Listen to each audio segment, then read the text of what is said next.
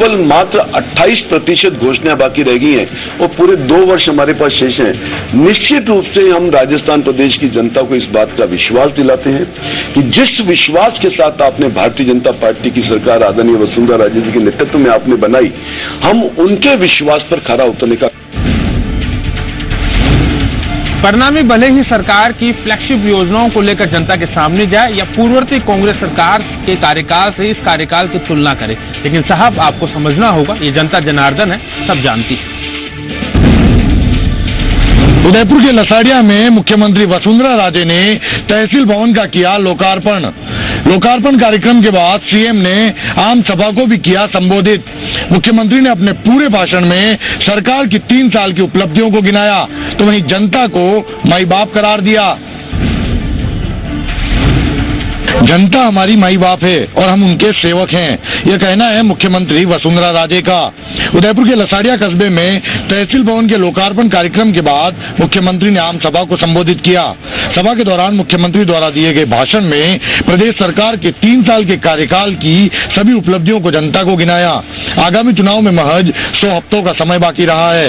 ऐसे में इस सभा को चुनावी शंखनाद के रूप में भी देखा जा रहा है, क्योंकि मुख्यमंत्री ने अपने भाषण में पूरी तवज्जो जनता को दी।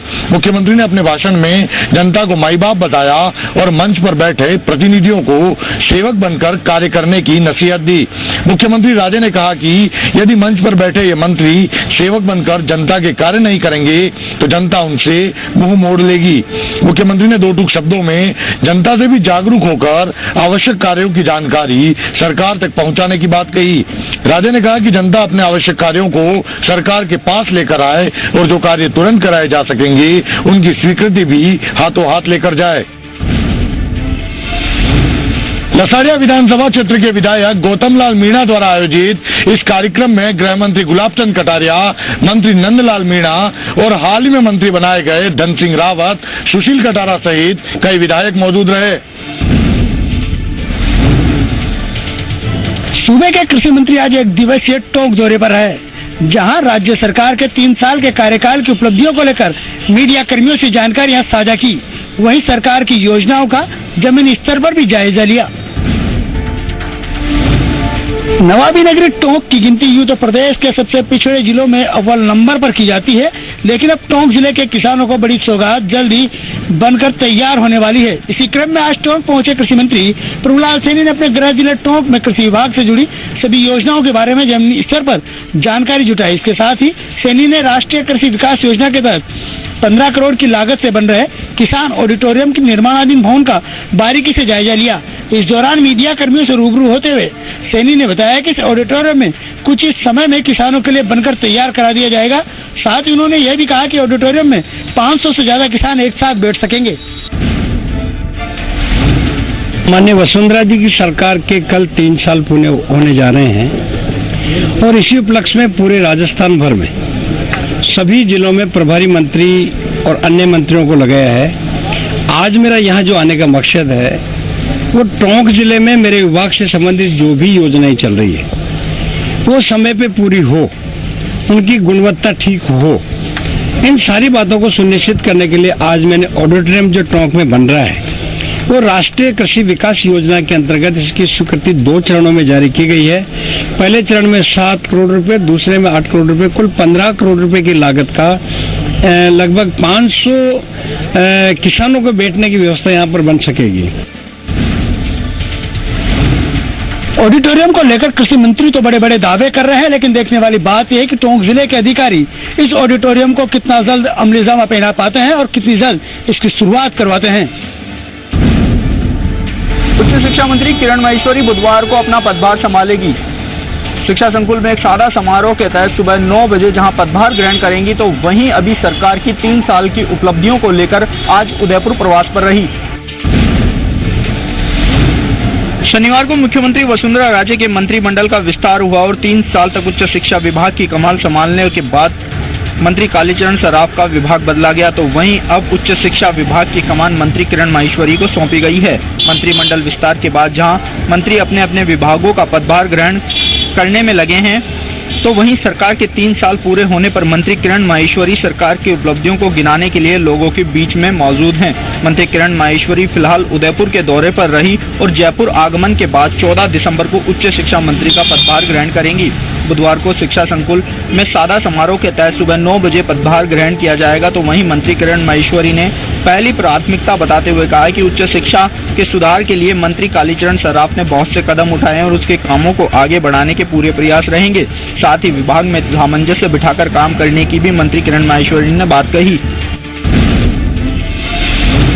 उच्च शिक्षा विभाग की 3 साल तक कमान संभालने के बाद मंत्री कालीचरण सराफ ने जहां अपने द्वारा किए गए कार्यों पर संतोष व्यक्त किया था, तो वहीं अब देखना होगा कि मंत्री किरण माहेश्वरी उच्च शिक्षा विभाग की कमान को कैसे संभालती है। इसके साथ ही जो आयाम कालीचरण सराफ ने स्थापित किए थे उनको कैसे आगे बढ़ाती हैं। चूरू में सरकार के 3 साल पूरा होने के मौके पर पंचायत राज मंत्री राजेंद्र राठौड़ ने प्रेस कॉन्फ्रेंस कर बताई सरकार की उपलब्धियां। राठौड़ ने कहा, 3 साल में जिले को मिला करोड़ों का बजट। चूरू जिला मुख्यालय के कलेक्ट्रेट सभागार में आज पंचायत राज मंत्री राजेंद्र राठौड़ ने पत्रकारों से वार्ता कर सरकार के 3 साल के कार्यकाल में चूरू जिले में हुए विकास कार्यों की जानकारी दी और 14 दिसंबर को होने वाले जिला स्तरीय कार्यक्रम के बारे में भी बताया। प्रेस वार्ता में जिला कलेक्टर ललित गुप्ता, एसपी राहुल बारहट सहित जनप्रतिनिधि और पत्रकार मौजूद रहे।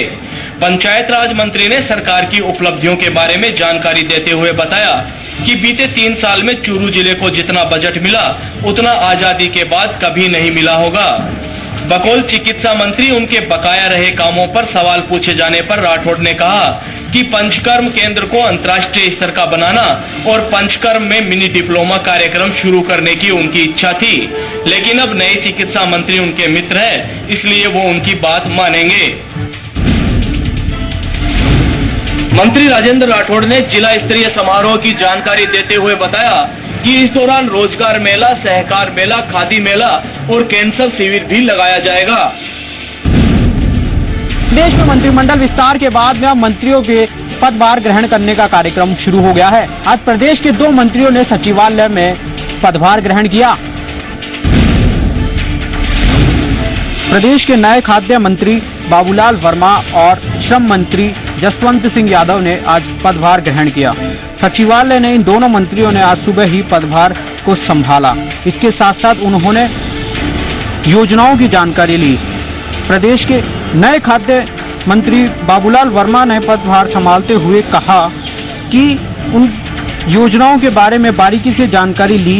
इसके साथ साथ सार्वजनिक वितरण प्रणाली और अन्नपूर्णा भंडार योजना की भी उन्होंने समीक्षा की। इस मौके पर उनका कहना था कि विभाग का एक ही मकसद है कि अंतिम व्यक्ति तक सेवाएं आम लोगों तक पहुंचाया जाए।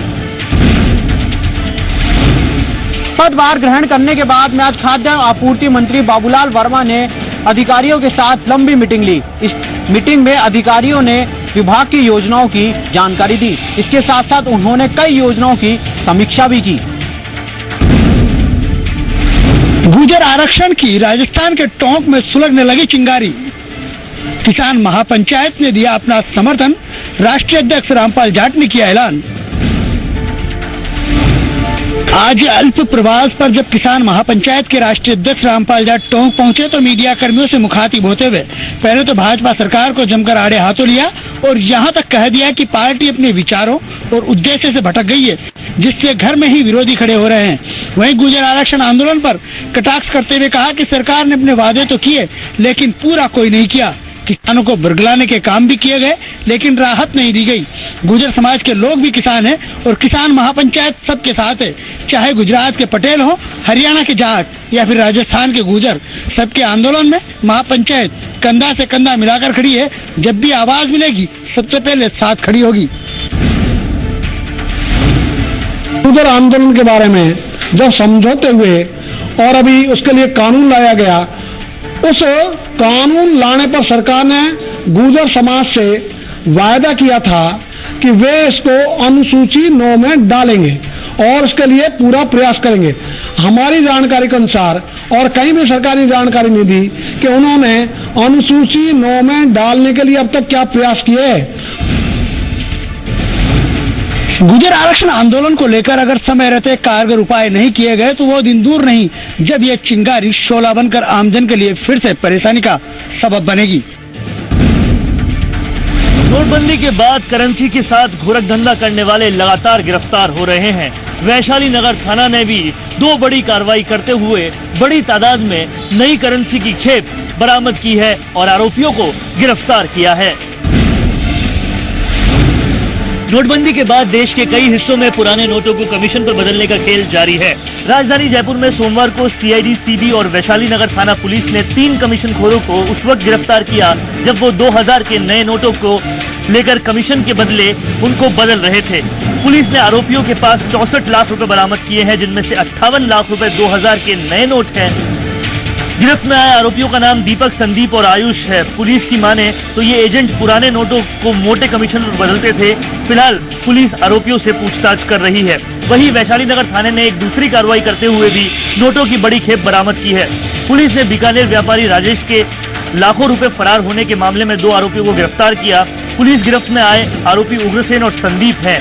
एडीसीपी वेस्ट रतन सिंह ने बताया कि बीते 9 दिसंबर को पीड़ित राजेश की ओर से इस संबंध में मामला दर्ज कराया गया था। मामले में जांच करने के बाद सामने आया कि आरोपियों ने पूर्व नियोजित तरीके से पीड़ित को लाखों रुपए का चूना लगा दिया। हालांकि इस मामले में अभी कई आरोपी हैं जो फरार भी हैं और साथ ही आरोपियों में एक पुलिस वाला भी है जिसे भी पकड़ा जाना बाकी है। लेकिन वैशाली नगर थाना पुलिस का कहना है कि उस पर वो कड़ी तौर पर कार्रवाई कर रहे हैं और जल्द ही उन्हें भी पकड़ लिया जाएगा।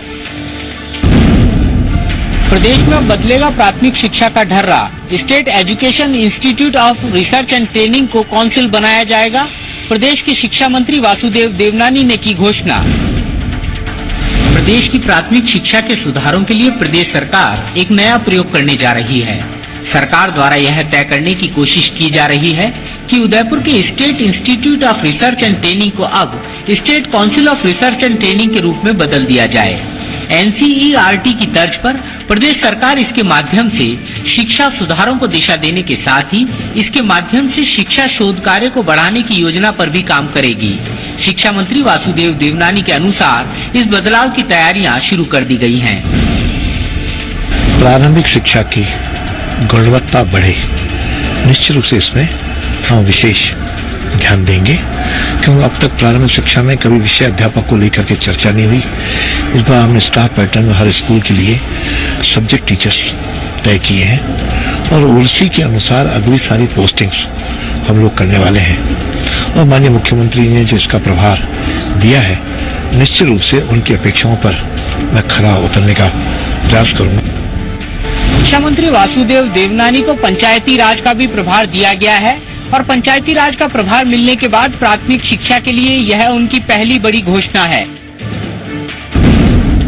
बांसवाड़ा जिले के सबसे सीनियर बीजेपी नेता के साथ हो रही अनदेखी। वसुंधरा राजे मंत्रिमंडल में जगह नहीं मिलने से घाटोल विधायक नवनीत लाल नीनामा और उनके समर्थक हुए नाराज। कहा, गुटबाजी के चलते मुझे नहीं बनाया गया मंत्री। बांसवाड़ा जिले में जनसंघ के समय से जुड़े हुए और जिले में भाजपा को लाने और मजबूत करने वाले जिले के सबसे सीनियर लीडर घाटोल विधायक नवनीत लाल नीनामा की भाजपा पिछले कई सालों से अनदेखी करती जा रही है। 4 बार से विधायक नवनीत लाल नीनामा को अभी हाल ही में हुए मंत्रिमंडल विस्तार में जगह नहीं मिलने से क्षेत्र के लोगों को और खुद विधायक को भी गलत लगी। विधायक ने पार्टी में अपनी अनदेखी का पूरा ठिकरा प्रदेश के कई नेताओं पर और गुटबाजी पर फोड़ा। विधायक ने कहा कि कुछ नेता मेरी अनदेखी करते जा रहे हैं और मेरी राजनीति खत्म करने में लगे हुए हैं और अभी जो मंत्रिमंडल का विस्तार हुआ है उसमें मुझे जगह नहीं मिली, उसमें भी जो गुटबाजी करते हैं उनका हाथ है। अब ये सब सोचते हैं कि राजनीति करके मुझे दबाने की कोशिश कर रहे हैं, पर मैं राजनीति से दबने वाला नहीं हूँ और पहले भी काम करता आया हूँ और आज भी काम करता रहूंगा। वर्तमान जो मंत्रिमंडल विस्तार हुआ है उसमें बांसवाड़ा जिले से हमारे घाटोल क्षेत्र के नवनीत लाल जी नीनामा, जो कि 4 बार विधायक रह चुके हैं, भारतीय जनता पार्टी के वरिष्ठ व्यक्ति हैं, बांसवाड़ा जिले में इनका पूरा जनाधार है और जनसंघ के जमाने से कई परेशानियां झेलते हुए आज ये अपनी राजनीति कर रहे हैं। अब जिस व्यक्ति ने जनसंघ के दौरान जेल की हवा खाई और अपना पूरा जीवन इस पार्टी को जिले में खड़ा करने और मजबूत करने में लगा दिया और आज इसकी यह अनदेखी बहुत कुछ कर रही है। उदयपुर की अम्बा माता थाना पुलिस ने बड़ी कार्रवाई को अंजाम देते हुए नशे में धुत डीजे की धुन पर हंगामा करते 45 लोगों को गिरफ्तार किया। पुलिस द्वारा यह कार्रवाई बड़ी रोड पर स्थित अर्बन ढाबा पर की गई। अर्बन ढाबा पर तेज आवाज में डीजे बजने को लेकर आसपास के लोगों ने पुलिस को शिकायत की। इस पर अम्बा माता थाना अधिकारी जाप्ते सहित मौके पर पहुंचे और तेज आवाज में चल रहे डीजे को बंद करने की हिदायत दी, लेकिन लोगों ने एक बार पुलिस की बात को अनसुना कर दिया। इस पर पुलिस ने कार्रवाई करते हुए 45 लोगों को गिरफ्तार कर लिया। पुलिस को इस कार्रवाई के दौरान ढाबे के पास कई शराब की खाली बोतलें मिली। पुलिस की कार्रवाई के दौरान लोग नशे में थे। तो करीब वहाँ पे 45 लोग थे जो डीजे की धुनों के ऊपर नाच रहे थे। जिन्हें नाचने से मना किया तो उन लोगों ने रिटेलिएट किया। रिटेलिएट करके उन्होंने जिद करी के साथ हम लोग नाचेंगे और इलाके की चूंकि शांति भंग हो रही थी इस प्रकार की कार्रवाई से, तो शांति भंग करने के अंदर 45 लोगों को पुलिस ने हिरासत में लिया है। पुलिस कार्रवाई के दौरान नशे में धुत कई लोगों ने पुलिस के साथ अभद्रता करने की भी कोशिश की। सीमेंट के कट्टे चोरी करते हुए युवक को दबोचा लोगों ने, जमकर की पिटाई। हालात बिगड़ने के बाद जेएलएन अस्पताल में करवाया भर्ती। थाना क्षेत्र में बैंक कॉलोनी में एक निर्माणाधीन मकान से 2 युवक सीमेंट के कट्टे एक टेम्पो में लाद रहे थे, तभी मकान मालिक पहुंच गया। मकान मालिक को देखते ही एक युवक मौके से भाग छूटा। बाद में पता चला कि फरार हुआ युवक टेम्पो किराए पर लेकर सीमेंट के कट्टे चोरी करने आया था। इस बात का पता चलते ही स्थानीय लोगों ने चोर को तलाशा और उसकी जमकर पिटाई लगा डाली। पिटाई के बाद चोर की हालत बिगड़ गई, जिसे टेम्पो चालक ने ही जेएलएन अस्पताल में भर्ती करवाया। इस मामले में स्थानीय लोगों द्वारा सिविलाइज थाना पुलिस को लिखित में शिकायत दी गई है। वहीं घायल चोर का जेएलएन अस्पताल में इलाज जारी है। अजमेर शहर में इस तरह की वारदातों में पिछले कुछ समय में बढ़ोतरी हुई है। यह अलग बात है कि इस तरह के मामलों में पुलिस की सक्रियता फिलहाल नजर नहीं आती। ऑनर किलिंग का मामला आया सामने। युवक की हत्या कर नहर में फेंका शव। प्रेम प्रसंग का था मामला। युवक के परिजनों ने युवती के परिजनों पर हत्या का लगाए आरोप। सूरतगढ़ में इंदिरा गांधी नहर के कानौर हेड में आज अपनी प्रेमिका के साथ घर से भागे युवक का शव मिला। युवक के परिजनों ने लड़की के परिवार वालों पर युवक की हत्या कर शव नहर में फेंकने का आरोप लगाया है। पुलिस के अनुसार मामला ऑनर किलिंग का है। मृतक 19 वर्षीय युवक टिब्बी का रहने वाला था। युवक का पढ़ाई के दौरान तलवाड़ा झील की एक लड़की से प्रेम हो गया। 3 दिसंबर को यह युवक अपनी प्रेमिका के साथ घर से भाग गया, जिसके बाद युवती के परिजनों ने तलवाड़ा झील थाने में युवक के खिलाफ मामला दर्ज करवाया था और आज युवक का शव कनौर हेड के पास दिखाई दिया तो ग्रामीणों ने पुलिस को सूचना दी, जिस पर तलवाड़ा झील और राजेसर थाना पुलिस मौके पर पहुंची और शव को सूरतगढ़ के राजकीय चिकित्सालय की मोर्चरी में रखवाया। 3 तारीख को गायब हुआ है। वो अपने कॉलेज से आया गंगानगर से, 2 तारीख को आया और 3 तारीख को वो शाम को यहाँ आया तलवाड़ा के एरिया में। उसके बाद में वो इनके घर डानी वाली साइड में गया लड़की वालों के। उसके बाद में हमें सुबह पता चला है और हमें आशंका कि रात को उन्होंने उनके हथाया जैसे उन्होंने उसको मार के और नहर में गिरा दिया। युवक के परिजनों की रिपोर्ट पर पुलिस ने मामला दर्ज कर जांच शुरू कर दी है। दौसा जिले में आज 2 अलग अलग हादसों में 2 लोगों की हुई मौत। पहला हादसा हुआ मानपुर थाना क्षेत्र में हाईवे पर, तो वहीं दूसरा हादसा हुआ दौसा कोतवाली क्षेत्र के पुराने शहर में। दौसा जिले में आज 2 अलग अलग सड़क हादसों में 2 लोगों की मौत हो गई। पहला हादसा मानपुर थाना क्षेत्र में हाईवे पर पांचोली गांव के पास हुआ, जहां एक ट्रोले ने बाइक सवार को कुचल दिया, जिससे बाइक सवार की मौके पर ही मौत हो गई। वहीं दूसरा हादसा कोतवाली थाना क्षेत्र के पुराने शहर में हुआ, जहां एक बाइक सवार ने पैदल जा रहे राहगीर के टक्कर मार दी, जिससे सिर में चोट आने की वजह से राहगीर चंद्रमोहन शर्मा की मौके पर ही मौत हो गई। चंद्रमोहन शर्मा दौसा कलेक्ट्रेट से सेवानिवृत्त कर्मचारी है। पुलिस ने हादसे के बाद दोनों मृतकों के शवों को अस्पताल की मोर्चरी में रखवाकर पंचनामे की कार्रवाई करने के बाद पोस्टमार्टम करवाकर शव परिजनों के सुपुर्द कर दिए। वहीं हादसों में हुई मौत के बाद दोनों के परिजनों का रो रो कर बुरा हाल है। शहर में कोई एक व्यक्ति का एक्सीडेंट हुआ, तो उसकी डेड बॉडी यहाँ रखी हुई है। उसकी अभी रिपोर्ट लेकर पंचायत नाम कार्रवाई की जाएगी और जांच की जाएगी। दोनों हादसों के बाद मृतकों के परिजनों का रो रो कर बुरा हाल है। वहीं पुलिस ने दोनों हादसों के मामलों की रिपोर्ट दर्ज करने के बाद हादसों की जांच शुरू कर दी है। प्रदेश में बदलेगा प्राथमिक शिक्षा का ढर्रा। State education institute of research and training को काउंसिल बनाया जाएगा। प्रदेश के शिक्षा मंत्री वासुदेव देवनानी ने की घोषणा। प्रदेश की प्राथमिक शिक्षा के सुधारों के लिए प्रदेश सरकार एक नया प्रयोग करने जा रही है। सरकार द्वारा यह तय करने की कोशिश की जा रही है कि उदयपुर के state institute of research and training को अब state council of research and training के रूप में बदल दिया जाए। NCERT की तर्ज पर प्रदेश सरकार इसके माध्यम से शिक्षा सुधारों को दिशा देने के साथ ही इसके माध्यम से शिक्षा शोध कार्य को बढ़ाने की योजना पर भी काम करेगी। शिक्षा मंत्री वासुदेव देवनानी के अनुसार इस बदलाव की तैयारियां शुरू कर दी गई हैं। प्रारंभिक शिक्षा की गुणवत्ता बढ़े, निश्चित रूप से इसमें हम विशेष ध्यान देंगे, क्योंकि अब तक प्रारंभिक शिक्षा में कभी विषय अध्यापक को लेकर के चर्चा नहीं हुई। इस बार हमने स्टाफ पैटर्न में हर स्कूल के लिए सब्जेक्ट टीचर्स तय किए हैं और उसी के अनुसार अगली सारी पोस्टिंग्स हम लोग करने वाले हैं।